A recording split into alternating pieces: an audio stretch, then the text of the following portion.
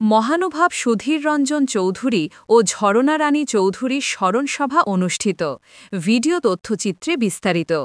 রাউজান উপজেলার উত্তর আধারমানিক শান্তি সমিতির প্রাক্তন প্রধান উপদেষ্টা এবং শ্রী শ্রী রাধা মদনমোহন জিউ মন্দিরের প্রতিষ্ঠাতা মহানুভাব শ্রী সুধীর রঞ্জন চৌধুরী ও তার সহধর্মিণী ভক্তিমতী ঝরনা রানী চৌধুরীর বাৎসরিক স্বপিণ্ডীকরণ উপলক্ষে শ্রণনসভা অনুষ্ঠিত হয়েছে। গত ২৩ নভেম্বর রবিবার তাদের নিজ বাড়ির রামকেনু কবিরাজের বাড়িতে দিনব্যাপী এ শ্রণাঞ্জলি অনুষ্ঠান আয়োজন করা হয়। অনুষ্ঠানে প্রধান অতিথি হিসেবে উপস্থিত ছিলেন ভারতের শ্রীধাম নবদ্বীপ থেকে আগত শ্রীমন্নিত্যানন্দ প্রভুর চতুর্দশ বংশাবত অংশ প্রভুপাদ শ্রী নিত্য গোপাল গোস্বামী মহারাজজি।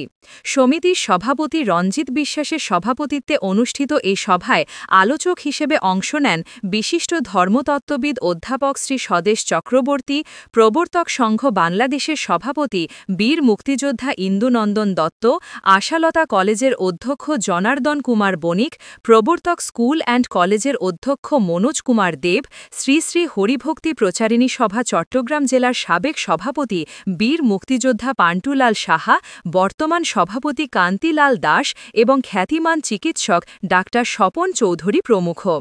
শ্রণনসভা সঞ্চালনা করেন অধ্যাপক রাজীব বিশ্বাস। স্বাগত বক্তব্য রাখেন উত্তর আধারমানিক শান্তি সমিতির সাধারণ সম্পাদক শ্রী উত্তম কুমার চৌধুরী। বক্তারা প্রয়াত দম্পতির ভক্তিময়, কর্মময় ও সেবামূলক জীবনাদর্শকে সমাজের জন্য অনুকরণীয় হিসেবে উল্লেখ করেন এবং তাদের প্রতিষ্ঠিত সংগঠনগুলোর সুষ্ঠু রক্ষণাবেক্ষণে সকলকে এগিয়ে আসার আহ্বান জানান। শ্রণাঞ্জলি পর্ব শেষে অনুষ্ঠিত হয় মহানাম যজ্ঞের শুভ অধিবাস ও কীর্তন। শ্রী শ্রী কৃষ্ণানন্দ মঠের সেবায়েত শ্রী শ্যামসুন্দর দাসের পৌরোহিত্যে কীর্তন পরিবেশন করেন ভক্তপ্রবর শম্ভুনাথ দাস ও অধ্যাপক রাজীব বিশ্বাস।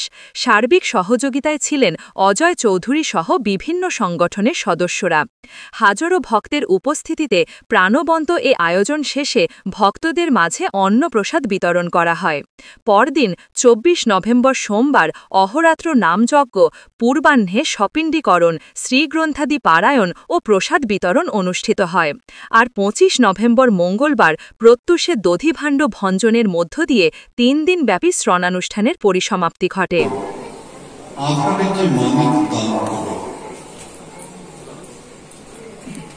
এই যে মদনমোহন মন্দির প্রতিষ্ঠিত হয়েছে, ইতিপূর্বে কেউ বললেন কিভাবে মন্দির প্রতিষ্ঠিত হল। এই যে মদনমোহন মন্দিরের প্রতিষ্ঠা, এই আধারের মধ্যে মানবিকের আনয়ন, আলোর ব্যবস্থা করা, আপনি যাই করতে চান একটা ইনস্টিটিউশনাল এফোর্টের প্রয়োজন হবে, এককভাবে নয়, একটা খুঁটির দরকার। ওই যে ভগবান গীতায় বললেন ক্লেশ অধিকতরস্তেষাম অভক্তাসক্তচেতসা, অভক্তে যারা আসক্ত তাদের অত্যন্ত ক্লেশ, খুব কষ্ট। অর্থাৎ যারা ব্রহ্মের সাধনা করেন তাদের এই মনোনিবেশ করার বিষয় কোথায়, যার কোনো আকার নেই, যার কোনো বহিঃপ্রকাশ নেই, ওই নিরাকার নির্বিকার একটা স্বরূপ।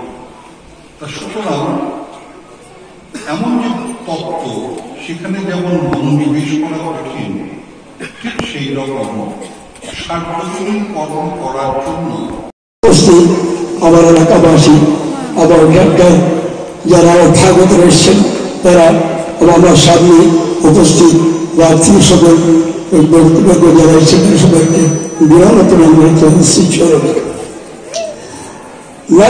যে কথাটি বলেছেন, আমি সেটা আপনাদেরকে বলছি। গ্রামবাসীরা বিশ্ববিদ্যালয় শুধু যে কর্মযোগ্য আমাদের মধ্যে প্রতিষ্ঠা করে দিয়েছেন, আপনাদের কাছে আমার বিনীত অনুরোধ, আপনারা এটাকে সচল রাখার জন্য মনে প্রাণ দিয়েছেন। কি হলেন আজকের অনুষ্ঠানের উদ্বোধনী প্রধান অতিথি, আমাদের সনাতন সমাজের এই জগতের সূর্যলোকের পুরুষ, যাকে দেখলে শ্রীমৎ নিত্যানন্দ প্রভুর কথা মনে আসে। আমার পরম আশীর্বাদ পূজনীয় শ্রীমৎ নিত্য গোপাল গোস্বামী মহারাজ, আমি তো প্রতিদিন বলে চলেছি,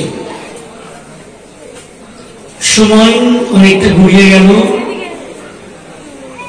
অনেক কথা বলবার ইচ্ছে এসেছিলাম, কিন্তু যখন এসে শুনলাম এবং প্রণাম করে দাঁড়ালাম,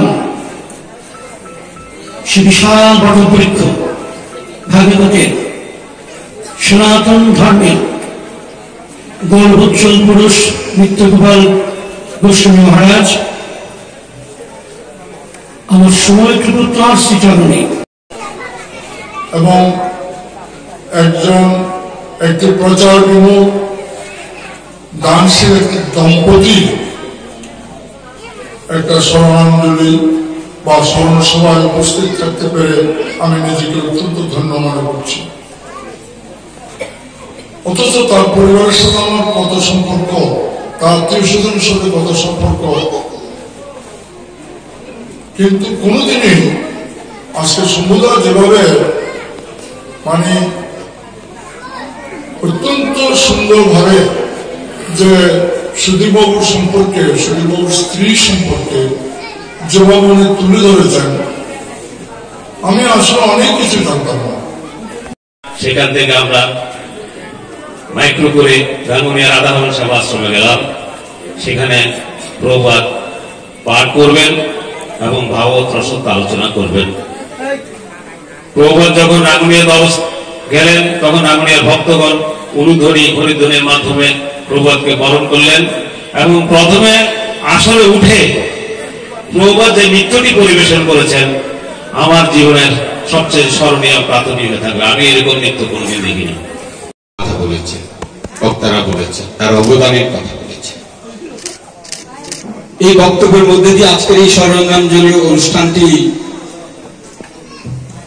যেন হয়ে উঠেছে আমাদের মাঝে একটি আগামী প্রজন্মের জন্য, আমাদের যারা মাটির প্রদীপ হয়ে আলো দেওয়ার আশা করি আমরা, তাদের জন্য একটি দৃষ্টান্তের অনুষ্ঠান। যেরকম ভাই ছিল, বড় ভাইয়ের কথা কিভাবে মানতে হয় সেটা আমি দেখেছি ভাইদের কাছ থেকে। এটাই হচ্ছে সুধীর ভক্ত।